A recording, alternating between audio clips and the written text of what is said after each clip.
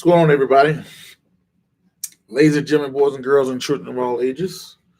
Give me a second as I push out this.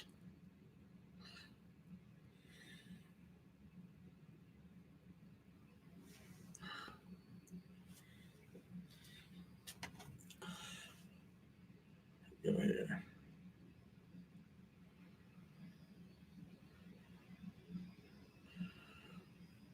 How's everybody doing? Give me a thumbs up as you're coming in. Give it a thumbs up and share it with your friends. You already know what the topic is, so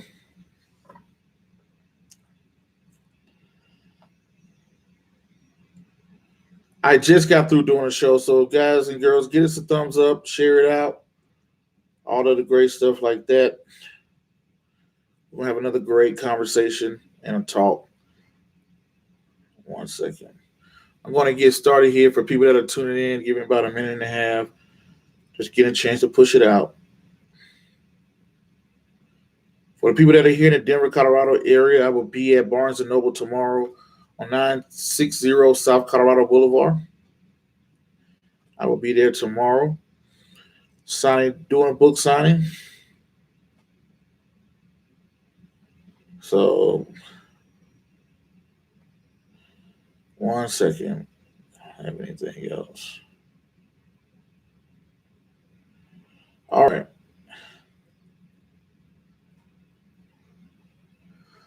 All right, give it a thumbs up.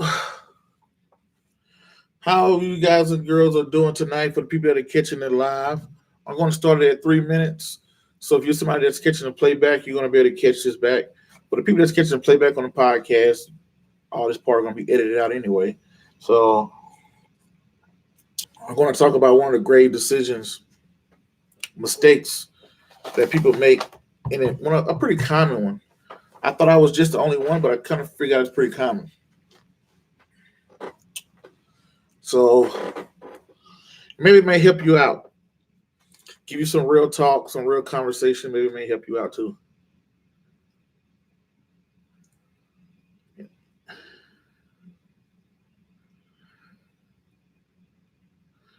All right, you come in, hit the share button, hit the live button here. We're going to get started here in about 10 seconds. And the reason why I wait when I come live is it gives it time for people to push out and catch live that want to catch live. All right, we're at 3 minute mark. Let's get to it. So once again, ladies and gentlemen, boys and girls, and children of all ages, you are now tuned into the Investor Show. As always, this is your gracious host, the Prince of Investing, Prince Dykes, coming to you guys and girls live all the way from the beautiful state of Denver, Colorado. Don't forget to hit that like, subscribe, comment, share button. Check out the description box below to check out some of the great stuff and support us around the globe. But as always, I don't have a lot of time, and I definitely know you guys and girls don't have a lot of time, so we're going to jump straight into it. So tomorrow I will be at Barnes & Noble here in Denver, Colorado, doing a book signing from 11 a.m. to 3 p.m. Stop on by and say hi if you want to. Grab a book if you want to, get it signed. For the people that can't make it, that don't live in Denver, Colorado area, and you still want to support, you can purchase a book to be donated to children around the globe, or the nation mostly, or in the Denver, Colorado area. So if you want to do that, that's in the description box as well. But as always, let's jump straight into it. Why you shouldn't invest in the startups. Well, when you get into the world of investing, I will give you let me start off with my personal take. So when I got that itch for investing, and I really wanted to get behind investing, it wasn't because, the money is great, but the money is like a byproduct of you investing. For prime example, you may not care about having a great looking body. You just may care about looking out for your health. If you diet properly and you go to the gym, you're going to have a great looking body, right? If you, unless you got a medical condition, if you do your due diligence and you invest properly, the byproduct is you're going to make money. But I don't go in. So a person may not go to the gym to have a great body. They may just be going to the gym because they just want to be in good health, right? Or a person may not be into the money, but they just like the concept of investing, All my real investors out there know what I'm talking about and how I think about this. So the thing about it is, when you're starting out and you're trying to get your ideas together or whatnot, and you become an investor, you have some money saved up or whatnot. You always are going to have that friend, cousin, uh, co-worker, anybody, gym partner, somebody is going to come to you with their grand idea of why you should invest your money into their idea, right? Um, MF says, I'm going to read some of the. Let's go back to it, and we're going, because I know that's why I like the description box, not the description, but the chat rooms are coming in. I'm gonna get to the chats later. I don't want to be bouncing back and forth off the topic, but I'm gonna get to the chat as well, but not right now. So when they come to you, your friend, your family, they're gonna come to you and they're gonna say, "Hey, man, look, blah blah blah blah." Let's take a prime example. You got a buddy that's a barber, right? He's a great barber. He works at a barber shop. He has celebrity clients. He has a good clientele. Everything is going great for him as a barber. He's gonna come to you and be like, "Hey, Prince, you know what? I want to get my own barbershop, right?" So, man, to get my own barbershop is going to cost me $20,000. I know the perfect place. I know the perfect time. I know the licenses. I know everything. I got everything lined up. I just need to get $20,000. And you may say, "Hey, you know what? I don't have the 20,000. I have 5,000." And they'll say, "Okay, cool. For 5,000, I'll give you a portion of the company." Right? So now you give this person $5,000. They own a portion of you own a portion of this barbershop. Then now this person has your money, because once you have, whoever has the money has the power. I mean, this point blank. You can have all the resources, know all you want to know, but who has the money has the power. That's why Trump will win the trade war. He knows that. That's the thing I can't take about his presidency. That's a whole nother topic. But you have the power. So now you give your power to your friend to go start this barbershop. Now your friend gets the barbershop, or he has to go find a place. Let's say if you run some issues, people that are coming in, you like the conversation, hit the thumbs up button, hit the share button as well. Now your friend is going to do what? What's your friend's going to do? They're going to take your money. They're going to say, "Hey, I'm going to use your money to help me start my barbershop. Once I start to make money in my barbershop, what I'm going to start to do, I'm going to pay you back, and you're going to be doing so great. You're going to be doing so fine." Right? And you think, "Hey, it's a great idea." It might be a boyfriend, it might be a girlfriend, it might be a fiance. They come at you all type of ways, especially once they find out you're an investor or you like to invest. Everybody's going to have an idea. Once people figure out you're quote unquote handing out money, everybody's going to come with a great idea or a great way you can do this and do that, right? So that stuff is not true, right? And what I mean by that stuff is not being true is when you do that stuff, you are not when you do that, when you give your money, you give your power to somebody else, now you lose everything. Now this person, they got all the answers before you give them your paycheck. Once they have your paycheck, then they're going to say, "Oh man, I don't have a man, I don't have a uh, I got to get 4 or 5 chairs. I got to get a slot machine. I need a water machine. I got to get the building inspector. I got to get carpet. I need new clippers. I can't find barbers." All of these issues. Once they get the shop, then they got to market the shop. They got to get clients to come in. All this other good stuff. So what's going to end up happening is you're going to end up not having enough information to be able to evaluate the company. So your buddy, homeboy barbershop, you don't know what his profits are. You don't know how much money he's making, how much money he's losing. Does he actually have deals? Do he not have deals? Is completely not transparent. Like prime example, I own McDonald's stock. I own Google stock. I own Uber stock. I own Berkshire Hathaway. I own what other companies I got? It's been a long day for me. I own a bunch of companies, right? Not a bunch, but I own a good bit of, I got some index funds, I got some ETFs, I got some bonds, all of the good stuff. Not once do I have to worry about how much money the company makes because it's open to the public.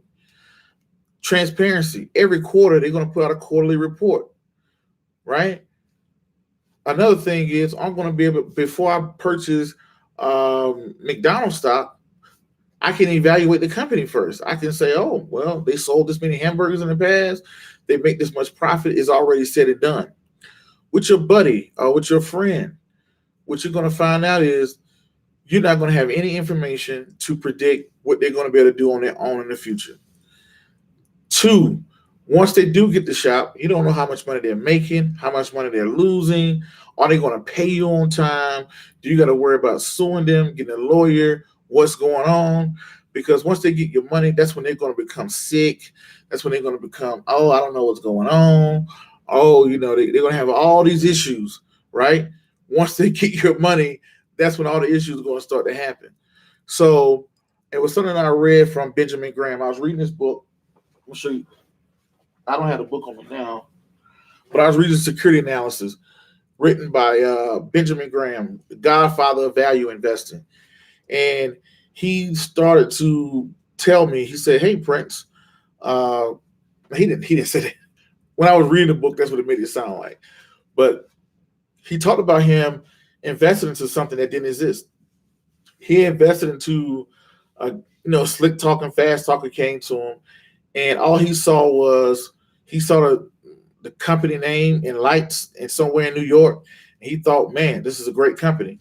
Kind of find out the company was full of crap, right? It didn't exist. So the point is, there was a time that's the way people used to invest. But nowadays, you got to be smarter. You are a victim, or you are not even a victim. I would say you are a product of what you are exposed to. And what I mean by that is what you don't know will hurt you, right? Why would I give some brand new startup an opportunity when I can go to other companies that everything is all the way open? Somebody, MF says, who edits startups, right? Exactly. Nobody edits startups. You have to purchase an edit, right?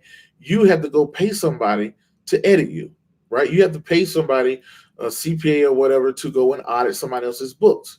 That's just the person. That's why you got to write in contracts. You can be audited once a year.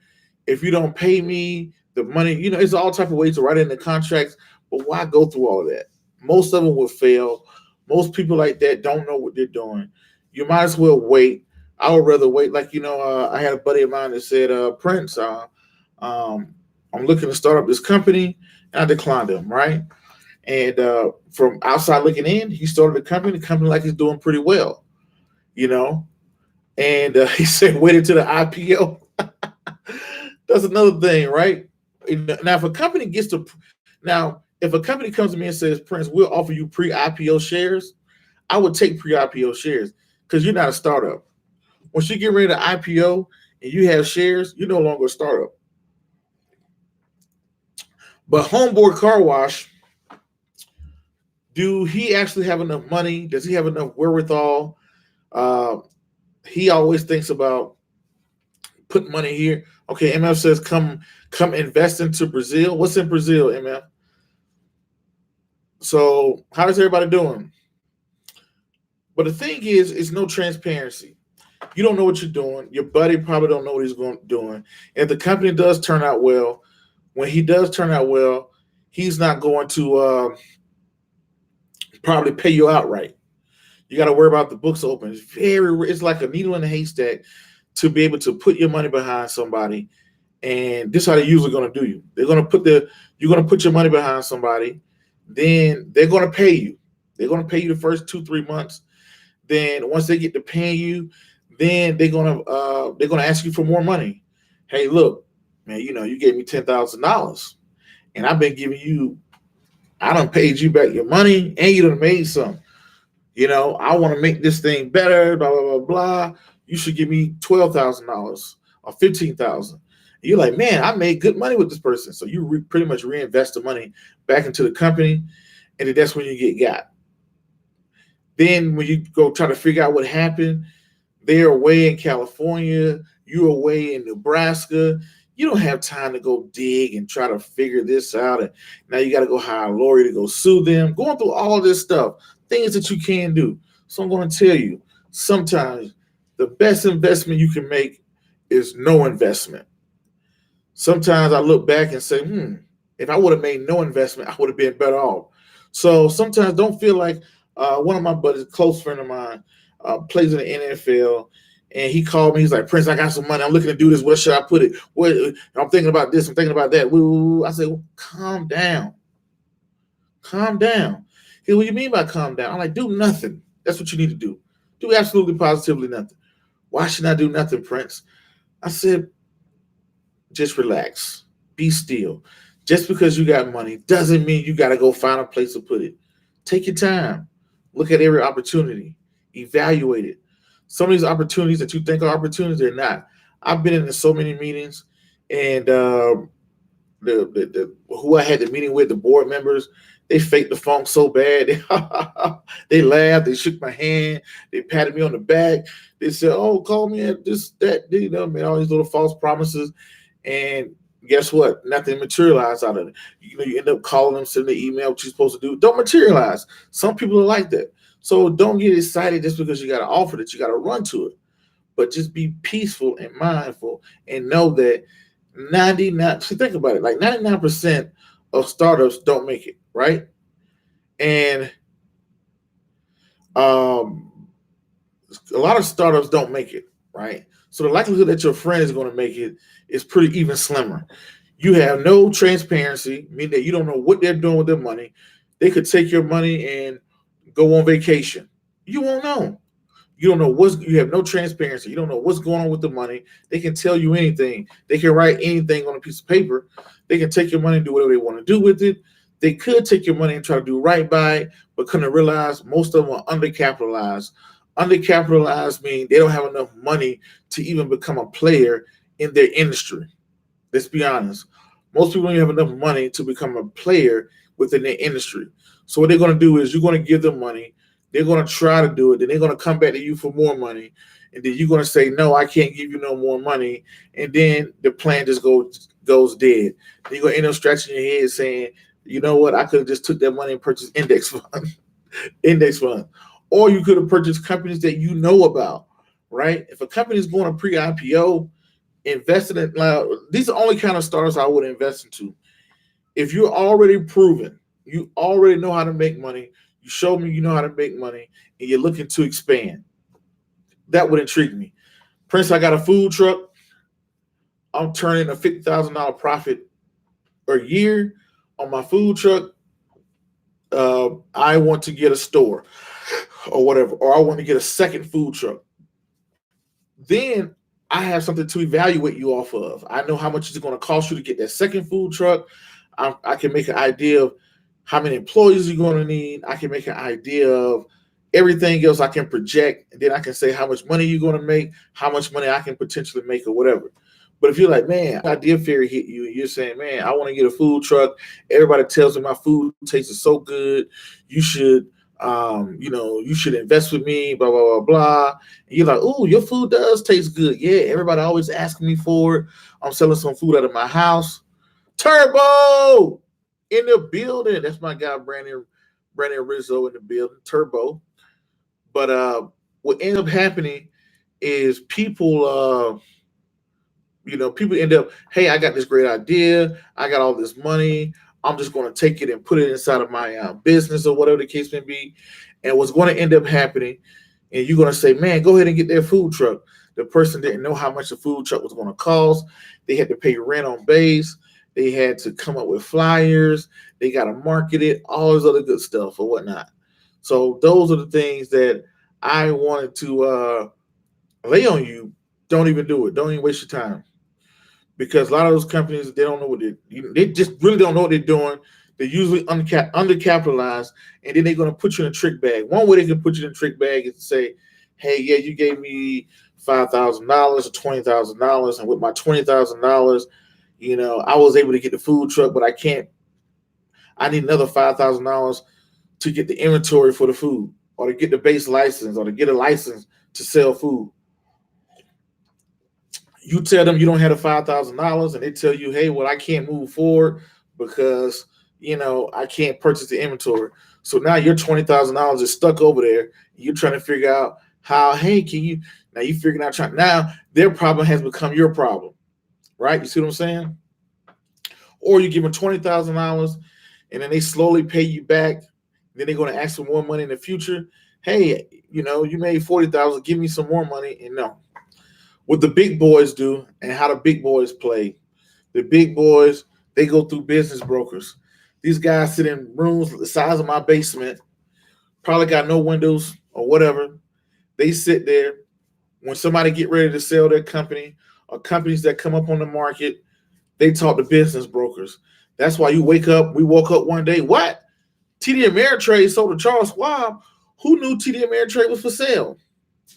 The people who knew TD Ameritrade, hit the thumbs up button if you like the content. Hit the share button. Hit the thumbs up button as you come in. But who knew TD Ameritrade was for sale? How do you know TD Ameritrade is for sale? How do you know? The owner of TD Ameritrade turned around and had a business broker. He told a business broker, hey, look, I'm willing to sell TD Ameritrade for $26 million. Business broker said, all right, roger that. Hung up the phone, right? That's private. You don't put that out. Then they called a group of investors, people that are noticeable investors. They go out and say, hey, look, there are tons of profitable companies for sale. People out here selling gumball machine businesses. People got snack machine businesses. People got paper routes. People got all type of magazines, things that are so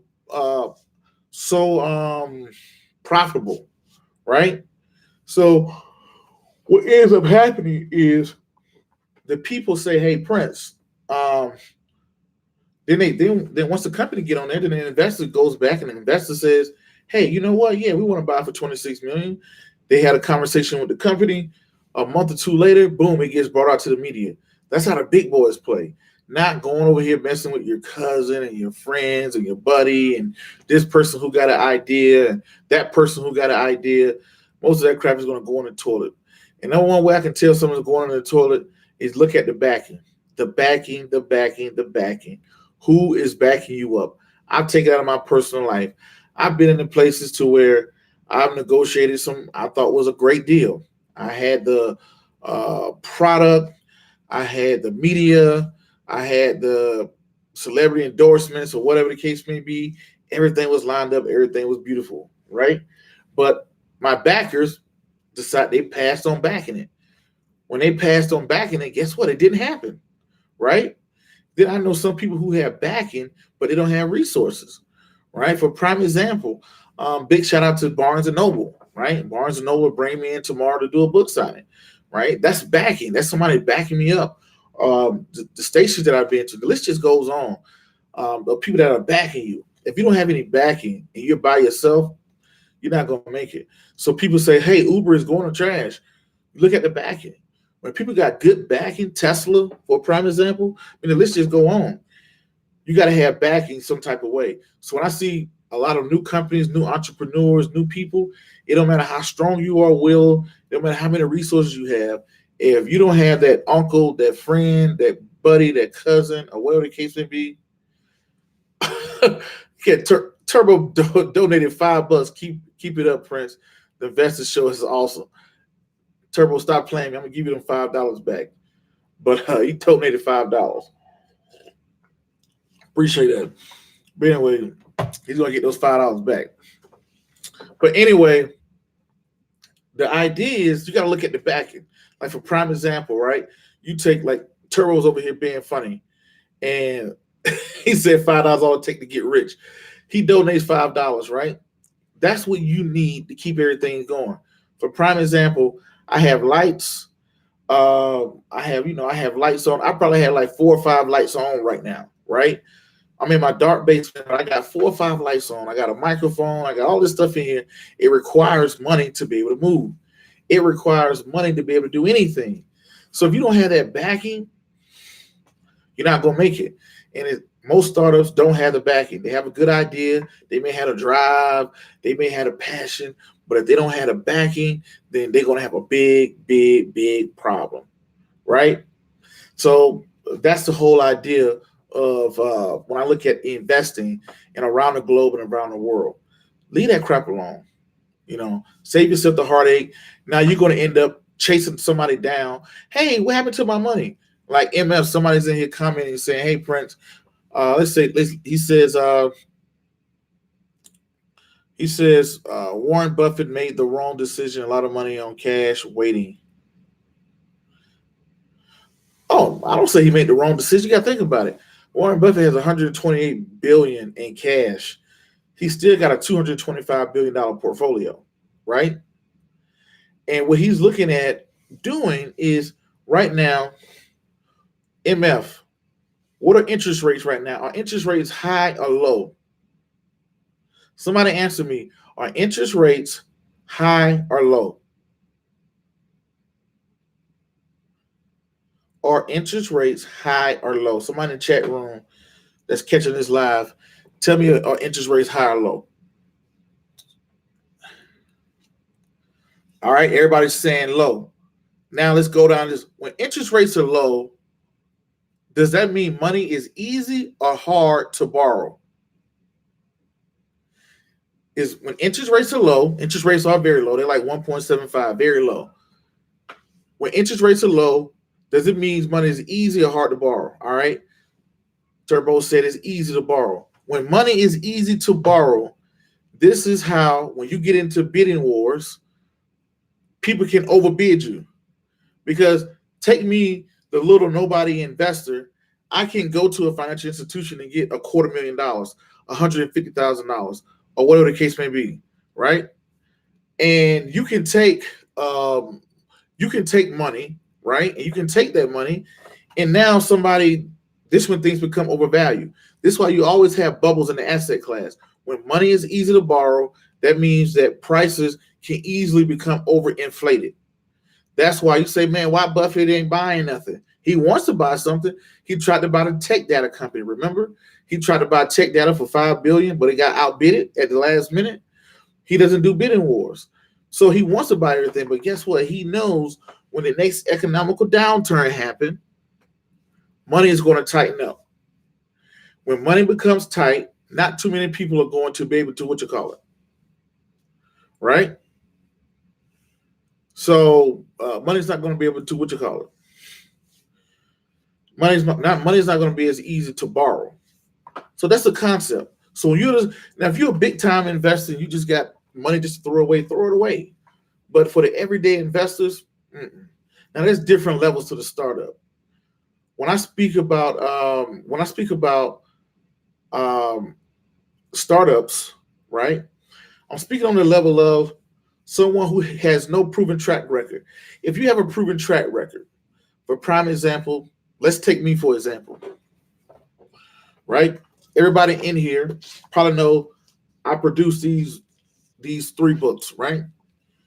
When somebody comes to you with this, you can say, you can see the product, you can touch the product, you can look at it, you can look at the previous sales, you can look at the marketing, you can look at everything, right? And you can say, you know what, that's trash, I don't want it. A startup, what I'm saying about a startup is like, hey man, I got a good idea, man. I'm going to write a children's book series. It's going to cost me $30,000. I'm going to make $1 million. Do you want to get in on it? And you're like, okay, where the books at? No books, no publisher, no track record, no nothing. What does that mean? That means nothing. You're just talking, all right? A little bit about my day. I had a meeting this morning at a television station this morning. Then I went to the 2020 business outlook of Colorado. Very excellent. And then I had an interview tonight for about an hour. Just got off of that. And when I got done with it, I said, hey, let me turn in here. All right. So Turbo says most investors should avoid investing in startups. 99% of investors don't have capital needed to make high risk investment with low risk amount of their money. Very, very true. Very true. I'm right there with you, Turbo. 110%. Don't do it. Next one, MF said, will Trump win the next election? When I look at it, yes. I believe he will win the next election. As of now, anything can happen. He might get impeached. But if I had to bet money on it, he'll win the next election. And I think the stock market is going to maintain or go up until the next election. That's just me, right? But that's the way I tell you. I'm not sitting here saying, hey, everybody that has a startup needs money. I understand it. You know, myself, everybody needs money. Everybody wants to make money. Everybody needs money to make money. But the thing is, when you're dealing with startups, man, someone who just got an idea, they don't have a track record, how you going to do that? Daryl C says, great advice, Prince. I have to leave soon. I'm in Qatar. Follow your advice last 6 months. Thank you, sir. You were out in Qatar? Hey, I appreciate that, Darren. If I'm reading that correctly. What is XRP? Somebody wrote it here. You said you're a startup? Somebody with the quantum energy? I think XRP. No, that's not financial, is it? No, I don't think so.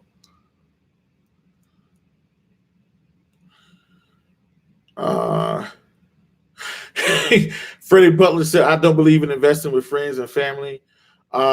Yes, you're right. You're right. You know, I won't say, but it's not usually the only people that are going to get close to you are friends and family. That's why. You know, somebody's not going to be walking down the street and say, hey, Freddie, man, you want to invest into my new barbershop? It doesn't happen that way because you're going to look at them and be like, no, right? So,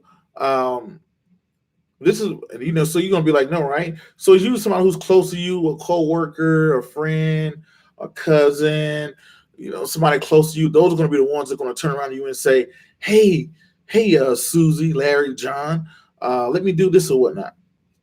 So, but yeah. Now, my thoughts on crypto. Hey, Quantum Energy, would you say you don't like the name of, you don't like the Investor Show? You don't like the name of the Investor Show? Let me tell you how I came up with the name of the Investor Show. Initially, I started a company called Royal Financial Investment Group. YouTube channel name was Royal Financial Investment Group in the beginning. And when I named it that, when I went to everybody and I said, hey, everybody, hey, you know, this is Royal Financial Investment Group. You know what the first question was? What is this? What is it about? What is this? What is it about? I wanted people to come onto the channel. What is this? What is it about? What is this going to be? Right?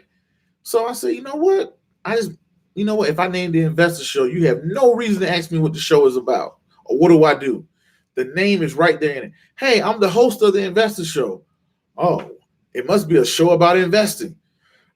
I mean, so because when you get your elevator pitches, everybody know elevator pitches only last like 5 minutes, right? Everybody know elevator pitches 95 minutes. You get 5-10 seconds, if that. So when you walk into that, you tell people, hey, I'm the host of the Investor Show. Everybody know what the Investor Show is. So you get the host real fast.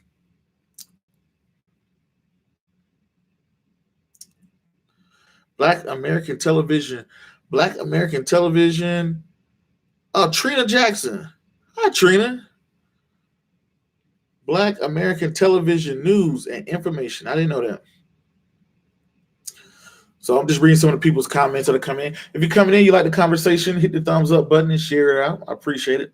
Appreciate everybody's support. But that's a big thing. You know, stay away from them. When you're coming in, you're a new investor. You know, when you come in, you're here to learn about investing. That's it, right? People see you. When you come in, you're going to be an investor. People see you handing out money. They're going to think you're gullible or whatnot. I've been down that path. I'm speaking from personal experiences, you know, dealing with those things versus having legitimate companies. You get to learn, you know, it's like having a bad wife. You don't know what it's like having a bad spouse until you get a good spouse, you know. But we have to, some people say good business for environment, good luck on your journey. I'm replying back to your question. What did you say? You say invest into your company. What is your company? Right?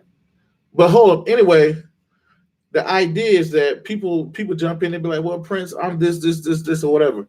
Yes, people have rounds of investing. They have round A and B and whatever. Round one, two, three, however they want to name their rounds of investing. But when those people go through rounds of investing, they usually have some type of traction already. As a young junior investor, that's out of your league. Leave that alone. Wait till you get to the next level, right? But anyway, that's going to be my time today. I'm about to head out of here. I just wanted to, talk to everybody and at least tell everybody, my thought about that. I get so many ideas. People pitch me stuff all the times, whether it's a movie, it could be a bar, it could be a club, it could be a book, it could be an idea, this or that, or whatever the case may be. Oh, D Brooks, I got to see my boy D Brooks. I just started investing about 2 years. I just started investing about 2 years from learning from your show. I order your books. D Brooks, man, good gracious, what are you writing? I just learned investing about 2 years. Learn from your show. Appreciate that. Great. And I order your books get the books. Oh, he's saying everyone get your books for your kids. You said how many Americans invest in the stock market? Like 50% or less. Wow. Only 1% of the population in Brazil invested in the stocks. In America, is about 49 to 50% of Americans. So it's like 50% of the people invest, 50% of people don't. But hopefully that was helpful. I'm getting a little tired. My eyes a little red. I got to get up out of here. I appreciate y'all. Love each and every one of y'all. D Brooks, man, I appreciate that. I'm glad you learned. I'll be back on to give y'all some more tutorials, some great insight on investing, bringing y'all some good investors, all of the great stuff. I appreciate you for ordering the books. That's real love right there. If you want to send pictures, you can DM me the pictures and I'll post them up if you don't mind. And for everybody else, I'll be at Barnes & Noble tomorrow. Barnes & Noble, South Colorado Boulevard. Thank you, guys. I appreciate it. Peace.